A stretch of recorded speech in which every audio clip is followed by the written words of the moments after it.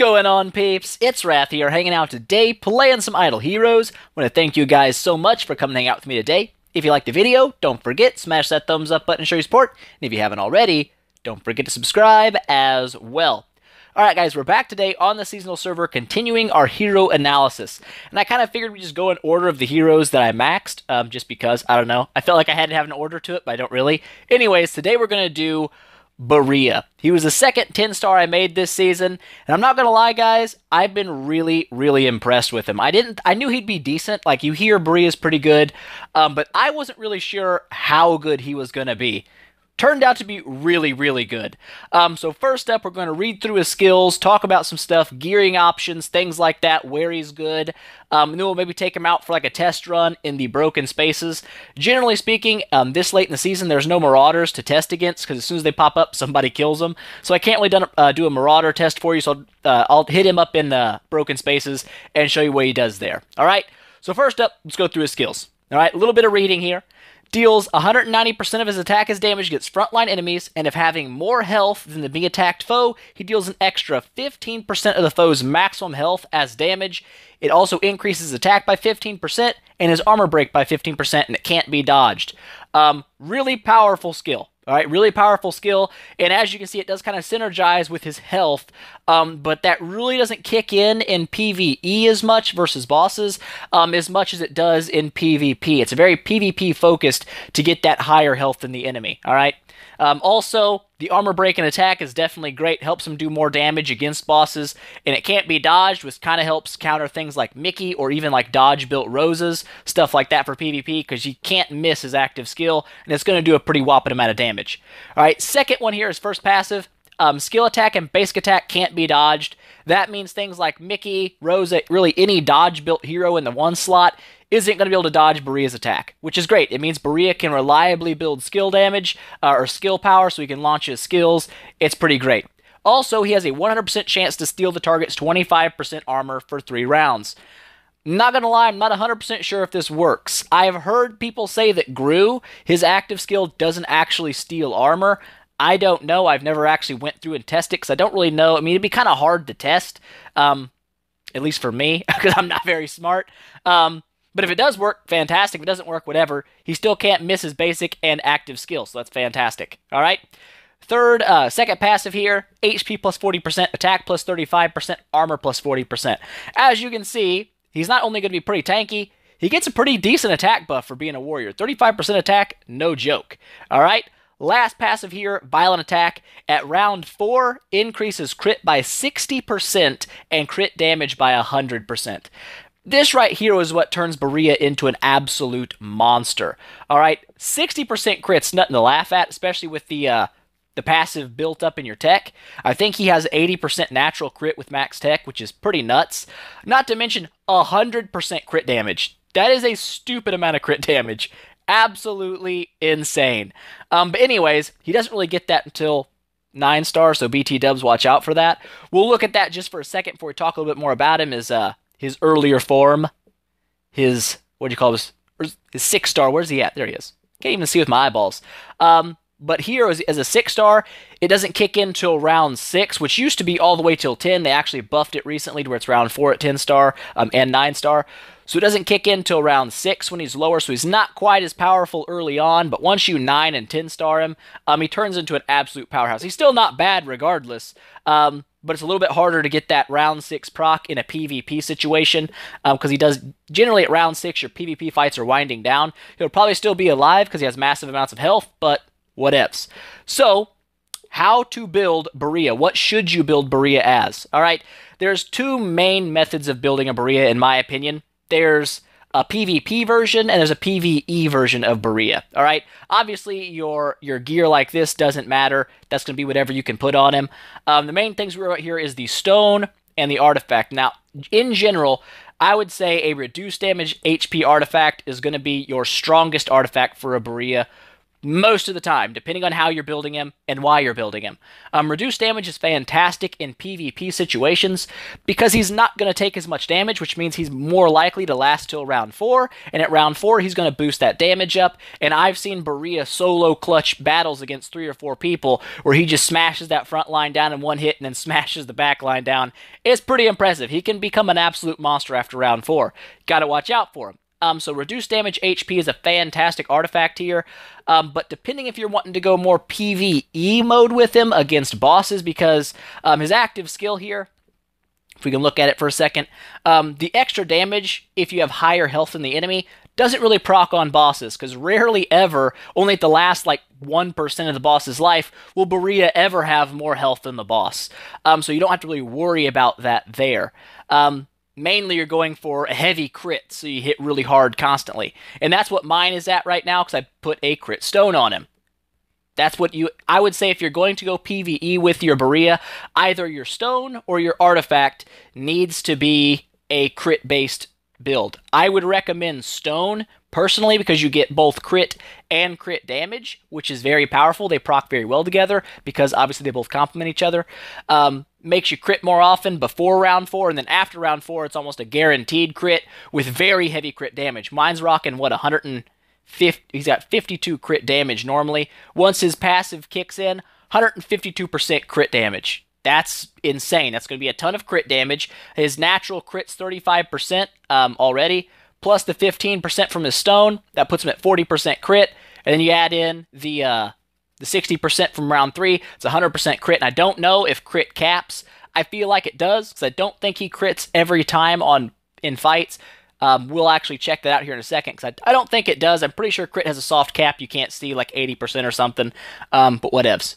So anyways, if you're going to run a PvE-oriented Barea versus bosses, etc. like that, I would recommend running a crit-based stone for extra damage, and I would probably still recommend the reduced damage HP artifact, because it's not only going to help him stay alive in PvE mode, it's also going to help him a little bit in PvP, but not as much. If you're going for a PvP-based Barea, I would recommend an HP stone here. You might be able to get away with a crit HP stone here as well, to kind of round him out a little bit, give him extra crit chance, but also boost that health as well, because you really want a high health Barea for PvP. It makes sure he stays alive till round 4, and that is very important. You don't want him to die. So that's kind of how I would say if you're going PvP, take some HP with you. You're going to absolutely need it. If you're going more for a PvE style Barea like mine, run a full crit on one of your stones and probably reduce damage. HP is still your strongest bet. There are other artifacts out there you might be able to squeeze by with, like the Punisher, the Immortal, because it's got, I believe it has crit and crit damage on it. Things like that. There's probably other artifacts you could run here and change your stone up. I'll probably have like a list of them up here on the screen. But anyways, that's my recommendations for a Barea's gearing guide. I don't think you should ever run attack on him. Crit and crit damage is far more effective, in my opinion. Alright, so there you go. That's the Barea analysis, how you should gear and stuff. Now, where is he good at? What do I got, a mail? Oh, yes. Yes, I get mails. I get mails. I'm professional. Anyways, I don't know. Barea. Where is he good? Where is he bad? He's not really bad anywhere. I'm just going to say it. Even in the Aspen he has use, he's not a main Aspen hero, okay? When I say a hero can be good in the Aspen, it doesn't necessarily mean they're going to be your main hero. There's generally a hero you pick to go through 90% of the nodes, and there's off heroes. That's why you get 5 slots to carry in, I believe. Those off heroes are going to be the heroes you use to break nodes you don't want to fight with your main, because it might kill it. Nodes like Walter and Bloodblade, really heavy damage over time nodes, stuff like that. Because if that fights your main guy, it might kill it. Barea is fantastic at being an off hero. He does a really good job at breaking some of those nodes. He hits very hard. He can kill things very quickly.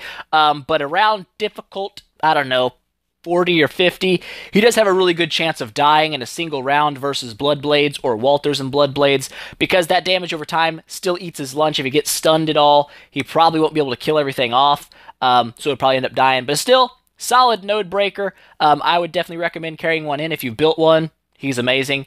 But when it comes to like PvP, really solid PvP, of course, depending how you build him. After round 4, he's going to become a madhouse. I've lost 2 for Bareas after 4 round just because he just one smashes through my lines. I mean, he can put up million plus crits. You've got to watch out for the guy. He's no joke.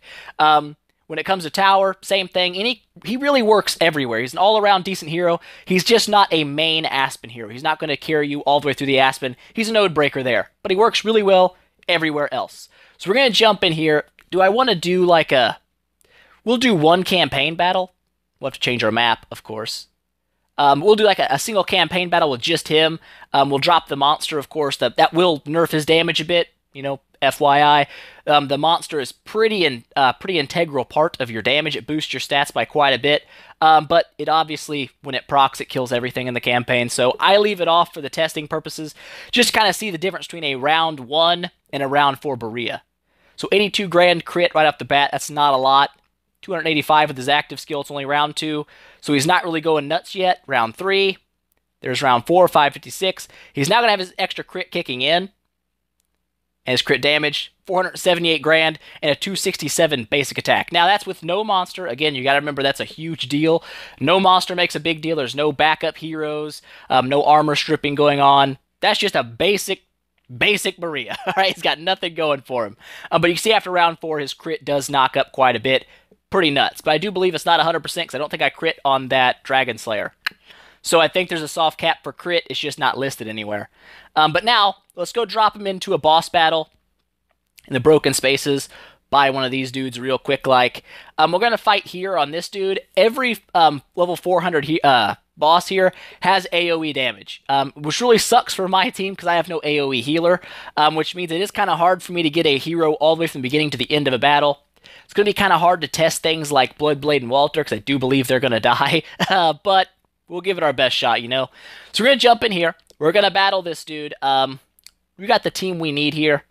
Cruz and Heartwatcher are going to boost Barea's damage. Just keep that in mind. This is not going to be like just a normal Barea by itself.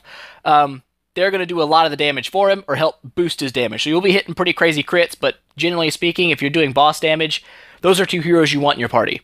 Cruz and Heartwatcher are almost a shoe-in. Obviously, Sigmund's in there as well right now at 9-star. That's extra armor strippage, which means damage will increase. They will probably die off pretty quick, but we're going to jump in. Jump in and see what kind of numbers the Barea can hit. All right, that's the game plan here. So starting things, I do run an energy artifact on my Cruz. I like it. It's just personal preference, I guess, there.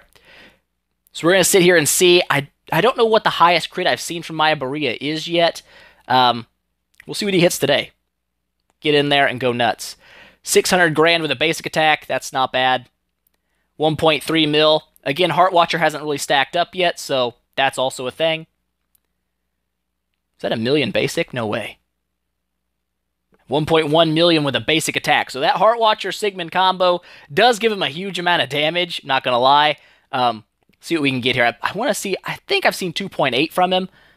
I don't know. I could be wrong. We'll see. Oh, see, he's not critting every time. And that goes to show you that you can't actually get a 100% crit rate on somebody. It doesn't work. There's a 2 million damage. Defeat. 69 million damage. That's not bad against the 400 level dudes. Obviously, if I had a healer, that battle would last, you know, I'd have a lot more units still alive dealing more damage. Let's go ahead and check it out. As you can see, he still dropped 16 million damage. So about the same as my Walter. I do believe Walter died a little bit earlier. Bloodblade lasts a little longer. He has self-sustain. But Barea's dropping 16 million. That's not a bad amount of damage. As you can see, he does do very well against bosses. And this is with a boss build. I've got the crit and crit damage stone. I'm not running all HP on him. He does hit pretty hard. All right, I think he did 22 mil against a Marauder. He does hit a little harder. The Marauders don't have quite as much armor, I don't think. So he does hit a little harder over there. Still, as you can see, very well against bosses. He does a very solid amount of damage there. And again, he does work very well in PvP areas as well. He's going to hit pretty hard. Once he gets to round 4, if you can make him survive that long, he is going to eat people's lunch. He does a lot of damage, and it's hard to stop him because he's got a lot of health. So there you go, guys. That's kind of the Barea analysis. Again, works pretty well everywhere. Mainly going to be a node breaker for the Aspen. When it comes to boss battles, if you want to build him for boss, go with a crit and crit damage stone, in my opinion. If you're going for a PvP Barea, run the HP stone or a crit HP stone to get his health a little bit higher. You're going to want that. It's going to help him survive longer. And it's also going to mean that he has higher health than the people he's attacking, which means his active skill does bonus damage. All right? So there you go, guys. That is the Barea analysis. I hope you enjoyed it. If you liked the video, please make sure to smash that thumbs up button and show your support. If you haven't already, don't forget to subscribe as well, and tell your friends about it, because that definitely helps me out a lot. And I will see you guys in the next one.